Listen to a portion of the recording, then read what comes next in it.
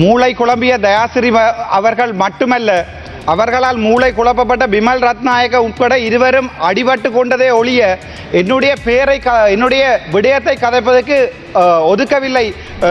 It's according to the number 92 of standing order.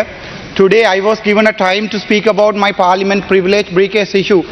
Unfortunately, என்ன விடயம் என்றால் என்னுடைய பார்லிமெண்ட் பிரிவிலேஜ் கதைக்க வேண்டிய நேரத்திலே மூளை குழம்பிய தயாசிரி அவர்கள் மட்டுமல்ல, அவர்களால் மூளை குழப்பப்பட்ட பிமல் ரத்நாயக்க உட்பட இருவரும் அடிபட்டு கொண்டதே ஒழிய என்னுடைய என்னுடைய விடயத்தை கதைப்பதற்கு ஒதுக்கவில்லை.